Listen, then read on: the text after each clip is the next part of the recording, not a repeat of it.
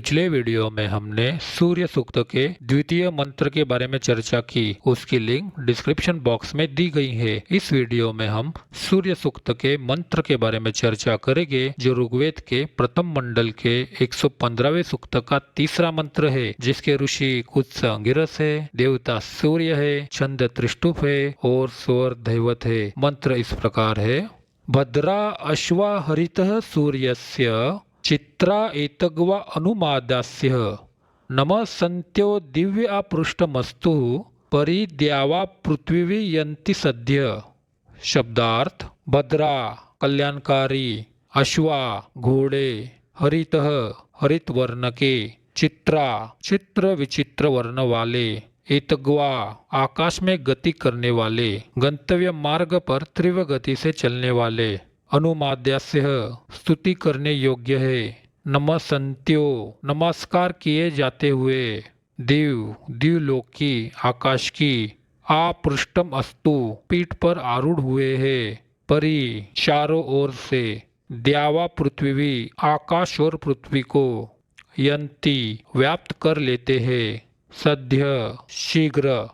अनुवाद: सूर्य के कल्याणकारी घोड़े जो हरित वर्ण के चित्र विचित्र वर्ण वाले, गंतव्य मार्ग पर तीव्र गति से चलने वाले तथा स्तुति करने योग्य है, ऐसे घोड़े सबके द्वारा नमस्कृत होते हुए द्युलोक यानी आकाश की पीठ पर आरूढ़ हुए हैं। वे शीघ्र ही आकाश और पृथ्वी को व्याप्त कर लेते हैं।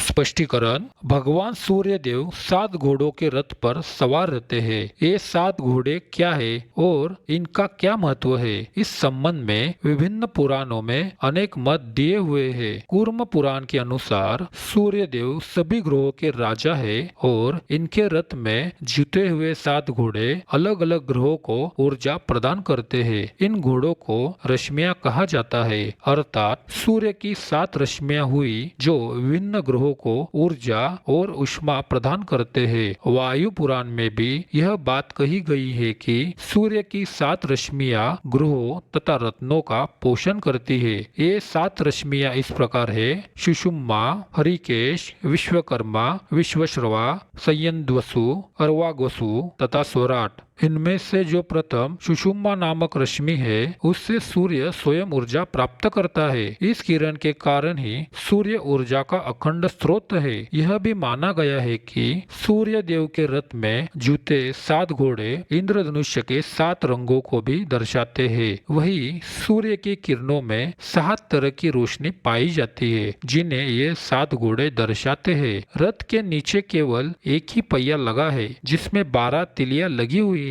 कहा जाता है कि रथ में केवल एक पहिया होने का भी एक कारण है। यह अकेला पहिया एक वर्ष को दर्शाता है और उसकी 12 तिलियां एक वर्ष के 12 महीने को दर्शाती है। सूर्य भगवान 7 घोड़ों वाले रथ पर सवार होते हैं। इन 7 घोड़ों के संदर्भ में पुराणों में कई वृत्तांत है। कोणार्क मंदिर में सूर्य भगवान का विशाल रथ, उसके 7 घोड़े और उसे चलाने वाले सारथी अरुण देव को दर्शाया है। सूर्य भगवान के रथ को संभालने वाले इन 7 घोड़ों को 7 छंदों के नाम से भी जाना जाता है: गायत्री, भ्राति, उस्रिक, जगति, त्रिस्तभ, अनुस्तभ और पंक्ति कहा जाता है। वायु पुराण के अनुसार सूर्य भगवान के 7 रश्मियां यानी घोड़ों का वर्णन नीचे दिया गया है। सुषुम्ना, यह सूर्य की रक्त वर्ण की रश्मि है। सूर्य इसी से ऊर्जा प्राप्त करता है, इसलिए सूर्य के रश्मि पुंज में 80% प्रमाण केवल रक्तवर्णी रश्मियों का होता है।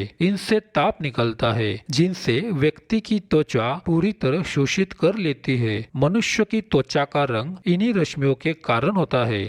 हरिकेश, सूर्य की हरिकेश नामक रश्मि से चंद्रमा ऊर्जा प्राप्त करता है। इसी किरण से मोती रत्न का निर्माण हुआ है। यह किरण नक्षत्रों की उत्पत्ति का स्थान भी है, इसलिए चंद्रमा संपूर्ण 27 नक्षत्रों में भ्रमण करके अपना एक चक्र पूरा करता है। इस रश्मि का स्वभाव शीतल होता है। संयद्वसु, यह रश्मि मंगल ग्रह का पोषण करती है। इसे प्रवाल या मूंगा ने धारण किया है, इसलिए मूंगा धारण करने से मंगल से संबंधित दोष दूर हो जाते हैं। विश्वकर्मा। इस रश्मि से बुध ग्रह ऊर्जा प्राप्त करता है। इसका रंग हरा है। यह रंग नेत्र तथा त्वचा के लिए विशेष उपयोगी होता है। रक्त, पित्त, रक्त प्रदर, अर्श आदि रोगों में पन्ना धारण करने से विशेष लाभ होता है। इस रश्मि से मस्तिष्क की गर्मी शांत होती है, महत्वाकांक्षा बढ़ती है तथा बुद्धि का विकास होता है। अर्वागोसु। सूर्य की इस रश्मि से गुरु की उत्पत्ति मानी गई है। इसकी रश्मियों से गुरु ऊर्जा प्राप्त करता है। इस रश्मि का प्रभाव पुखराज या पुष्पराज नामक रत्न पर होता है। कूर्म पुराण में इस रश्मियों को अर्वावसु कहा गया है। विश्वश्रवा। इस रश्मि से शुक्र ग्रह का पोषण होता है। यह रश्मि हीरे को ऊर्जा प्रदान करती है। शुक्र ग्रह की 16 रश्मियां बताई गई है। स्वराट। यह रश्मि शनि ग्रह का पोषण करती है। कूर्म पुराण में इसे स्वर रश्मि भी कहा गया है। शनि का रत्न नीलम है। यह नीलम को ऊर्जा प्रदान करती है। वेदों में उदित होते हुए सूर्य की किरणों का बहुत महत्व बताया गया है। अथर्व वेद में कहा गया है कि उदंत सूर्यो नुदताम मृत्यु पाषाण, अर्थात उदित होता हुआ सूर्य मृत्यु के सभी कारणों अर्थात सभी रोगों को नष्ट करता है। उदित होते हुए सूर्य की किरणें मनुष्य को मृत्यु से बचाती है, अर्थात मृत्यु के बंधनों को यदि तोड़ना है तो उदित होते हुए सूर्य के प्रकाश से अपना संपर्क बनाए रखे।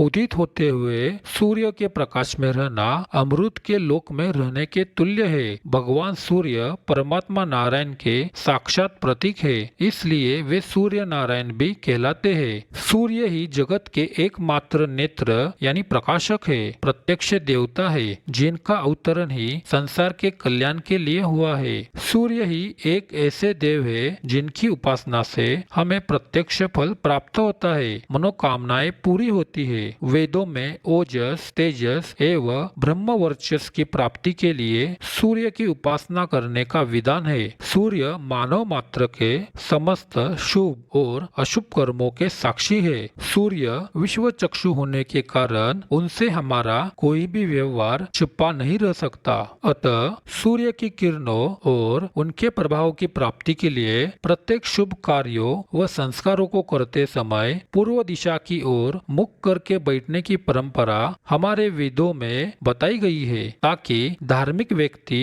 इसका अधिक से अधिक लाभ उठा सके। सूर्य उदय के समय सूर्य की किरणों में अवरक्त किरणें होती है, जिनमें रोगों को नष्ट करने की विशेष क्षमता होती है। सूर्य की 7 अलग अलग रंगों की किरणों से 7 प्रकार की ऊर्जा की प्राप्ति होती है। इस ऊर्जा के कारण सभी धार्मिक अनुष्ठान सफल होते हैं। सूर्य की अवरक्त किरणें सीधे छाती पर पड़ती रहे तो उनके प्रभाव से व्यक्ति सदा निरोग रहता है। इसलिए प्रातः सूर्योदय के समय पूर्व की ओर मुख करके सूर्य नमस्कार, सूर्य उपासना, पूजा पाठ, हवन आदि शुभ कृत्य करना बहुत लाभदायक है। इसलिए सूर्य की किरणों को स्तुति करने और नमस्कार करने योग्य कहा गया है। इस तरह से हमने सूर्य सूक्त के तीसरे मंत्र को उसके अर्थ और स्पष्टीकरण के साथ देखा। ऐसी और अधिक जानकारी पाने के लिए हमारे चैनल को जरूर सब्सक्राइब करें। धन्यवाद।